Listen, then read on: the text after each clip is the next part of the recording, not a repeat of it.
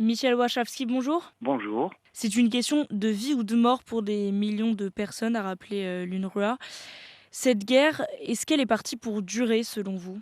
Je pense que oui. On ne peut pas prédire de ce qui va être. Ça dépend aussi beaucoup de la communauté internationale et de la protection qu'elle donnera ou elle donnera pas aux résidents de Gaza en intervenant fermement. Mais pour l'instant, elle est là pour durer. Et la situation des Gazaouis, justement, est catastrophique. Très peu d'aide humanitaire réussit à entrer dans l'enclave.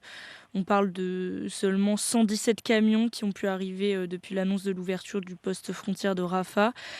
Comment, en tant que militant pour la paix, vous appréhendez l'impuissance de tous, suspendus aux décisions de laisser ou non entrer telle ou telle aide? C'est pas l'impuissance, c'est une absence de volonté de la part des divers acteurs de la communauté internationale et arabe d'intervenir fermement et de mettre la pression nécessaire pour imposer à Israël d'abord et avant tout un cessez-le-feu, ensuite permettre à cette population enfermée dans un tout petit territoire, 2 millions de personnes, à pouvoir vivre d'abord et gérer sa vie comme elle l'entend. Vous, en tant que militant pour la paix, comment vous regardez tout ça? Est-ce que vous vous sentez impuissant ou pas? Je me sens, je dirais plus qu'impuissant, je me sens véritablement sonné. Cette violence de la part de mon propre gouvernement et mon incapacité, l'incapacité des forces progressistes israéliennes d'empêcher ce crime contre l'humanité, je l'ai appelé crime contre l'humanité, c'est le seul mot qui va, contre cette population civile. Les Nations Unies multiplient les cris d'alarme et parlent d'une situation de plus en plus désespérée pour les Gazaouis. Le directeur de l'OMS a lancé un appel personnel ce lundi. Il rappelle que lui-même a grandi dans la région du Tigré en Éthiopie. Il a connu aussi la guerre quand il était enfant.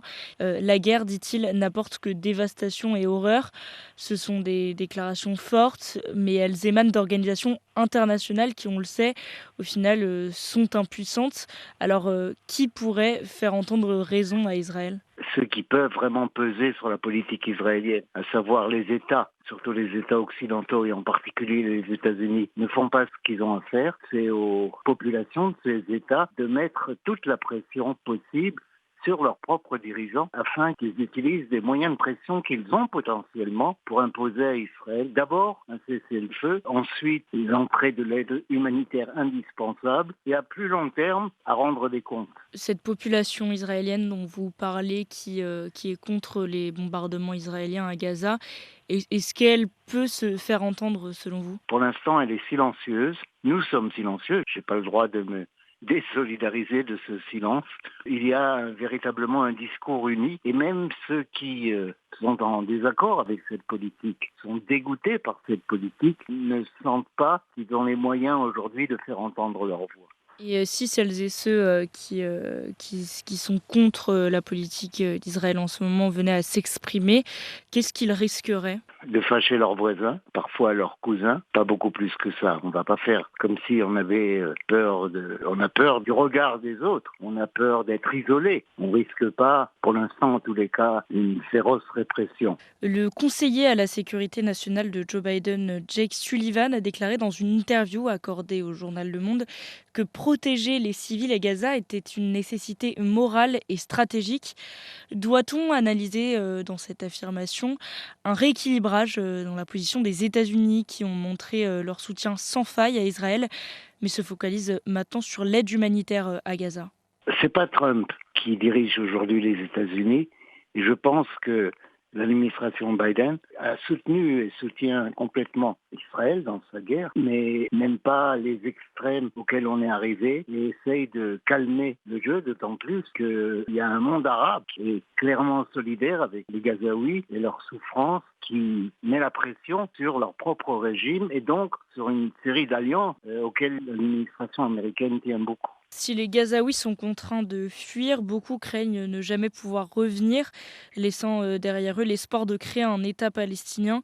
Peut-on vraiment imaginer un exode massif des habitants de la bande de Gaza? J'en doute, ne serait-ce que parce que l'Égypte ne veut en aucun cas accepter, même provisoirement, des Gazaouis sur son territoire. Ils savent que quand Israël expulse ou pousse une population à partir, sa politique, c'est qui va à la chasse perd sa place, qui ne revient pas. une fois qu'Israël sera allé au bout de sa mission, à savoir, anéantir complètement le Hamas. Qu'est-ce qu'on peut imaginer comme avenir, pour les Gazaouis? S'ils peuvent ni partir, mais en même temps qu'ils sont contraints de rester sur, une petite partie, de l'enclave. Je pense pas que les autorités israéliennes sont à ce point stupides pour croire qu'ils vont occuper à long terme, voire même à moyen terme, la bande de Gaza ou une partie de la bande de Gaza. 2 millions de personnes sur ce minuscule territoire, c'est une cocotte minute. 2 millions de personnes sur la moitié de ce territoire, c'est invivable. Je pense que même le gouvernement israélien le plus fou n'a pas, et c'est le gouvernement qu'on a actuellement, n'a pas pour objectif d'occuper à moyen terme même Gaza. J'avais une dernière question. L'armée israélienne, marche un petit peu sur des œufs, si on peut dire ça comme ça, dans ses, incursions terrestres à Gaza. Pour garantir, des soutiens à l'international, elle ne doit pas «trop en faire» entre guillemets en envahissant, l'enclave et en l'occupant et d'un autre côté, elle se doit de sauver les otages détenus par le Hamas.